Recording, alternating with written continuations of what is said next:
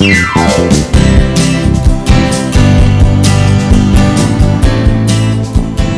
are listening to Specifically for Seniors, a podcast designed for a vibrant and diverse senior community.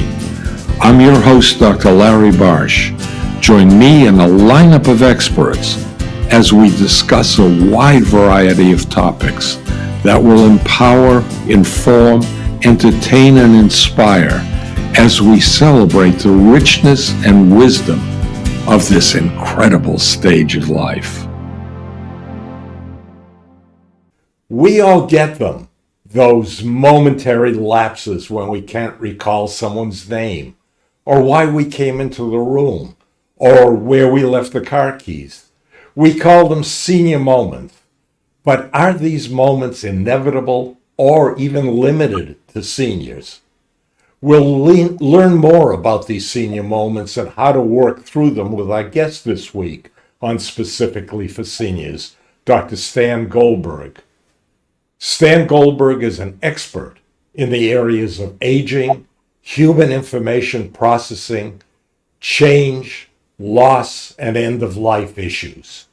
He's a Professor Emeritus in the Department of Speech, Language, and Hearing Sciences at San Francisco State University. Excuse me. And his writing has received 26 national and international awards. We'll be talking with Stan about his thoughts on preventing senior moments and how to stay alert into your 90s and beyond, which, incidentally, is also the title of his latest book. Welcome to Specifically for Seniors, Stan. Well, thank you for having me. We use the term senior moment as sort of a catch-all for any momentary memory glitch that happens to an older adult, but they're not necessarily limited to seniors. Let's talk about the basics. How do you define a senior moment? Well, I think if you look at the literature, most of the time people will call senior moments as something that's humorous, out of place, something you expect your Uncle Ralph to do in the most embarrassing moments. But actually, senior moments have to do with how the brain processes information. And memory is involved, but people tend to think that it's all memory, and it's not. So there are lots of different ways that the brain can take the information that's coming to it and process it in a way that doesn't necessarily reflect reality. And that's when I look at those, I think, these are senior moments. However, you even have to qualify them because of their frequency, severity, or context. And any one of those variables can take something that you might think is a senior moment and actually put it in the realm of the beginnings of dementia. So there are different types of senior moments. Absolutely. There's actually 9 different types, and I'll just very briefly, describe each of them. Excuse me. The first type is forgetting names and numbers. Something we all do, very common as we get older. And that involves a different kinds of processing problem as other senior moments. So the second one is repeating stories or asking questions. We've all, watched someone who have asked the question 2 or 3 times in an hour at a party and think, I wonder what's going on. That's very common to do. Again, that involves problems in short-term memory, usually. The third is misplacing objects, something that drives me crazy when my wife can't find her glasses for the 6th time during the day. And again, that a lot of that has to do with how that item was remembered in the first place. So sometimes going into memory can produce as many problems as retrieving what was remembered. The fourth type senior moment is when we substitute words. We've all have done it. And it's not that big of a deal as long as the word that is substituted is in the same category as the word that you forgot. So when I'm let's say, talking to my granddaughter, and I use her sister's name instead of hers, no, I'm not that concerned about that. It's the same category. But if I, called her by the name of a vegetable, then that's a different thing. Mm-hmm. That's more serious. The next one is sequencing problems. Sequencing is an issue that I have, and I've always had a great deal of difficulty with. So, for example, you are sitting at your computer, you're doing some writing, and you go, aha, okay, I need to take this paragraph and put it somewhere else in the document. So you go and you cut it, and then it's saved, and you want to put it somewhere else, and you have no idea where the somewhere else is. So that's an issue of sequencing. Another type of sequencing is, let's say you're in your office and you decide you want to get a cup of coffee. So you leave the office, go to the kitchen, and you go, why am I here? That's another type of sequencing. Both are really similar types of learning problems. The next one is difficulty completing tasks. Now what we usually do is we think of this as procrastination, but there are times when it becomes so chronic that you want to think about what is happening there. Another type of senior moment is that of conflating memories. We've all been at a party. At least I've been at parties where, let's say, my wife is telling someone about something that happened, and the story gets longer and more interesting. And I think, well, she just put three things together into one story. Very common occurrence. That's another type of senior moment. The seventh type is difficulty understanding. And that can be caused by a lots of different things. Someone is speaking at 125 words per minute, which is very fast, and your brain is only operating at 90 words per minute. So you're going to have some difficulty understanding. And the last type of senior moment is disorientation. And that's one that verges on being almost by itself something for concern. So, for example, I was going to Home Depot a couple of weeks ago, and I made a wrong turn, so I needed to come up a new way of going, and I was totally disoriented. I did not know how to get to Home Depot. Okay, so and I realized a lot of that had to do with not being in a familiar neighborhood. But when you can't find a contextual reason, a severity reason, or a frequency reason for disorientation is occurring, that's something that you want to start talking to a neurologist about. So very briefly, those are the 9 types of senior moments. We tend to have all of them. And as long as the severity isn't great, the context can be explained, and the type is also known, we can rest back and say senior moment.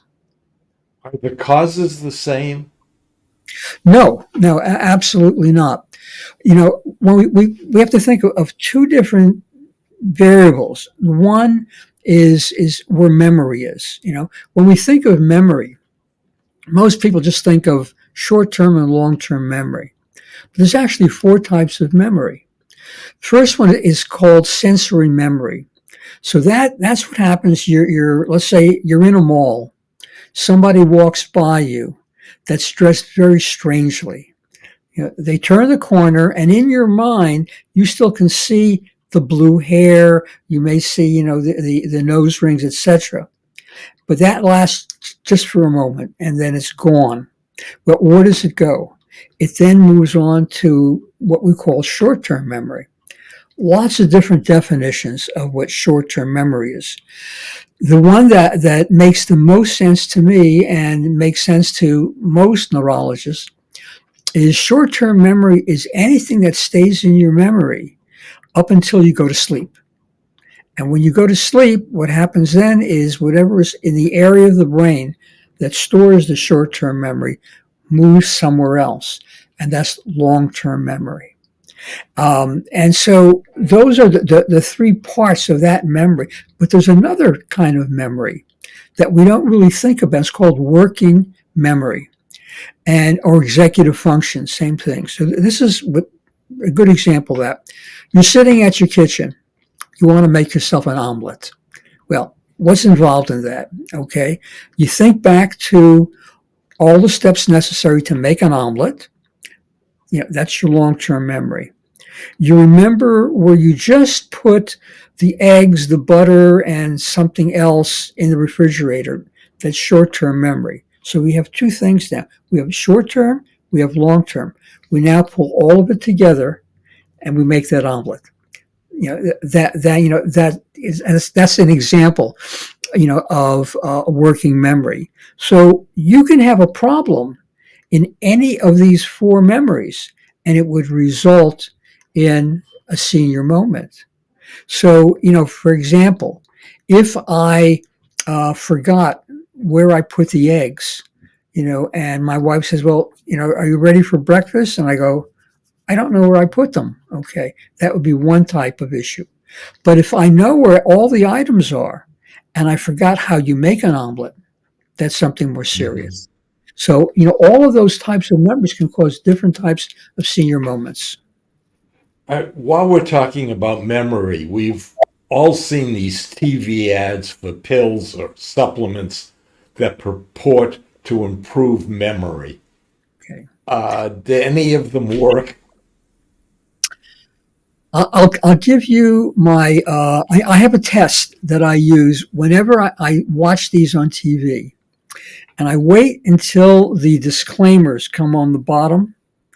If I can't read the disclaimer, I know that this is not a proven item.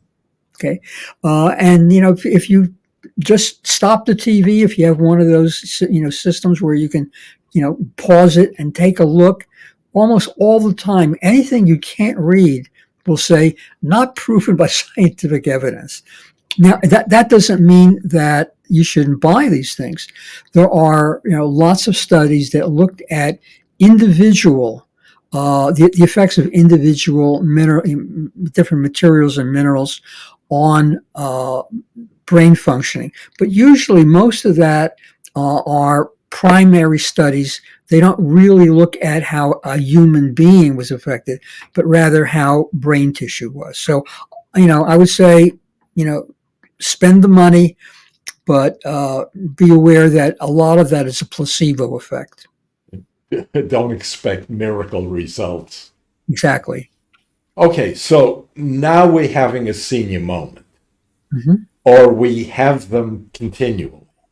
What strategies do you recommend Okay. to combat these memory problems? Let's first start about how we want to think about the brain. Okay. I'm 79. I think of the brain as a used car. One of the very old used cars I used to buy in college. I had a system. I was in Pennsylvania when I was working on my doctorate, and I had a limited amount of money. So I would take my old car and $100 and go to a used car lot and say, give me something that's been inspected, so it could are ready to pass the state expenditure for $100 in my car. I did that for 4 years. What it meant, though, was I knew that I couldn't do certain things with my car, or if I was going to do things with it, I had to adapt it. Think of the brain in the same way, not necessarily as an old Edsel, but as something that is still functioning well, but needs a little help. So you can give it help in 7 different ways, very simple things. And again, but we always have to remember, we got to plug in where the problem is occurring and what point of the memory. If it has to do with you not having all of the things necessary to firmly plant something, then that's one strategy. If it has to do with how you retrieve it, that's another. So again, very briefly, I'll go through the 7, and they're all in the book, and there's very clear examples people can use in order to how to adapt it. So the first one is to slow down. Um, it's the easiest thing that you can do is to slow processing. What happens is as the brain gets older, it takes more time to process information. It still functions as well as it did when you were 24, but as long as you process slower. So you can request information comes in slower, you can read slower, you can walk slower, you can do your activities slower, just to give the brain that added few milliseconds in order to function. Um, you can use patterns, and this is one of the best strategies that people don't understand is when the brain processes information or stores information, it doesn't store it bit by bit, it stores patterns. So, if you understand that when you're trying to store information, you store a whole pattern. So, for example, you're a tennis player, and you want to learn or you want to improve your backhand. Well, think about a segment of that backhand, and that's what you want to have your brain process. So you keep working on that segment. You can challenge your brain. This is like an overall thing that you can do constantly. There was a very interesting study done in, I think it was 2013, where there were two researchers wanted to figure out what teachers needed to do in order to train students to be more creative. And they came up with four very specific variables. Went to them now, but again, they're in the book. And for one, was example is to be able to change in mid course what you're doing. So they had these four things, and they found that in fact you had the brain was able to start to function better when people were more creative.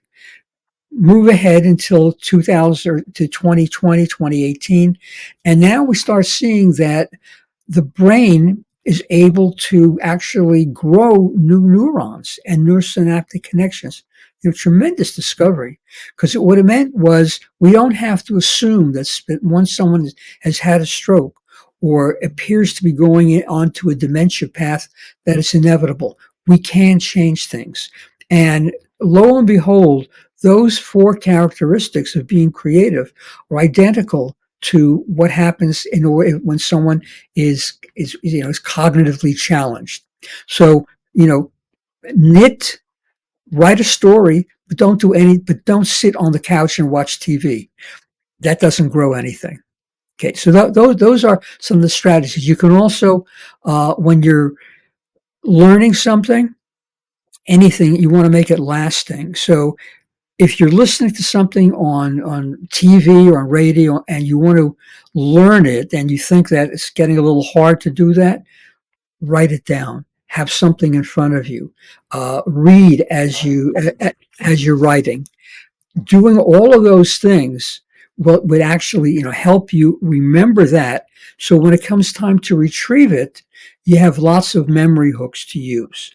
One of the biggest problems when people have when they can't retrieve is they learn something in isolation, or they learned it with nothing to hold on to it. When I was still working with kids with language disorders, one of the biggest problems that they had was understanding language that was abstract. I mean, how do you teach someone time? How do you teach somebody movement? So if it's just auditory, they're going to have a much harder difficulty learning it than if it was laid out. So they can actually see it. You saw a clock with time. You saw someone running. All things like that. The sixth thing is involved focusing. So the more you can focus on your environment, on what it is you're trying to learn, the better you will learn it. So you want to learn something new, turn off the TV, turn off the radio, Don't listen to music when you're writing because your brain now has to divide its attention to do different things. So, and the final, there's another one called managing the environment, and you kind of structure things. And one of the most important ones is the last one, which is practice. Practice is absolutely essential. And what you're practicing are the most important elements of what you want to remember. Great example, Steve Curry's mid-court shot. You know, if you notice that he will go to a certain spot, doesn't have to think about it, shoots, and 3 points goes in. Someone asked his trainer how he does that. Curry, according to the trainer, Curry shoots a minimum of 500 shots from each spot he wants to hit before every game. So it's that kind of a practice. What happens with practice is whatever pattern the brain has remembered now gets reinforced time and time and time again. So if you, whatever it is you want to remember, practice it. You're forgetting your granddaughter's name, practice it. There are variables that get in our way, our health, our attitude. Can you talk a little bit more about those? Sure. I look at aging as an exercise in adaptability. You know, if as I'm getting older, if I'm not going to change my goals or change the methods that I'm using to get there, I'm going to fail continually. So I need to make a decision in my mind. What am I willing to change? I used to play handball, four-wall handball with guys who were in their 30s. And as I got older, I realized I just couldn't compete anymore. So I had to make a choice. I either started playing with guys my age, or I accepted that, my level of playing is going to be significantly reduced. You need to do that, I think, with anything that you're having difficulty with. Do I need to adapt to how I'm trying to achieve this goal? If not, do I need to change my goal? There are times that it's not just the quote unquote senior moment. It's the memory glitch is a sign of something more serious. How do we determine the difference between the two? Most people think of dementia as a very hard line. This is senior goal, senior moments. This is dementia, and there is no such thing. When neurologists, one would expect neurologists would have their finger on this and be able to determine fairly easily, and they can't. When you're looking at aberrant behaviors, and we can define them however we want, you need to think of three things. First one is frequency. So I lose my glass. If I lose my glasses 3 times a day, 4 times a day, I wouldn't be that concerned. If I lost my glasses 15, 20 times a day, every day, I think my wife would get me to a neurologist very quickly. The second is context. Earlier I mentioned, I gave you an example of being disoriented going to the Home Depot. I had a client who got lost going to his favorite restaurant. Now, he had driven there, once a week for the last 15 years. It was his favorite restaurant, and he got lost one time. So I asked, well, tell me what was going on. Well, he just had an argument with his wife. He was wearing a new pair of glasses. He was listening to music. He was worried about, what he had ordered, and about like 4 or 5 different things. So that's the context in which, a senior moment occurred. Well, that would explain it away. But if none of that was prevalent, if everything was fine and he got lost along the way, then that is an indication that maybe we have an issue there. In terms of the third one, which is the severity, think back to some of the criticism that Biden had when he gave the speech, or not the speech, was at the last debate. Debate, yeah. Yeah. And people were talking about the words that were substituted. I listened to that and I didn't hear any dementia. I didn't hear it because whatever words were substituted, and it's actually applied to Trump as well. The words that were substituted were in the same semantic category. So if Trump talks about being in Detroit and he really is in Trenton, well, some people may say dementia, but no, it's not. It's in the same category. So you have to look at the severity of the disorder. If someone put his glasses on a counter and couldn't find it, that's one thing. But he put his glasses in the refrigerator, that's quite another. So those three things will give you some indication, but still not definitive answers to is it dementia or senior moment. Is there anything we missed that you'd like to talk about, that you'd like to bring up? No, I think that maybe the one thing has to do with attitude.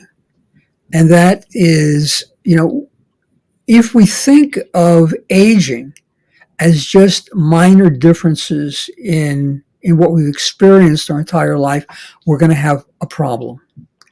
If we think of aging as an exercise in diminishing our universe and learning how to adapt to it, I think we end up being very happy with what we're going through as we age. So adaptation, I think, is a key to aging. Again, what's the title of your book? Where is it available? Okay. Preventing Senior Moments, how to stay alert into the 90s and beyond. It's on Amazon and all of the major sellers, in some bookstores, but online is best. And on my website, I have many articles there on aging that complement the book. It's StanGoldbergWriter.com. There's a lot more information. There's a lot more articles. We can sign up, listeners can sign up to receive email notifications of your newest writings as well. Yes. Also, I write now for psychologytoday.com. So people can just get on there and look at some of the articles that are not on the website. Thank you so much for coming on. It's been a pleasure. You're welcome. Thank you for having me.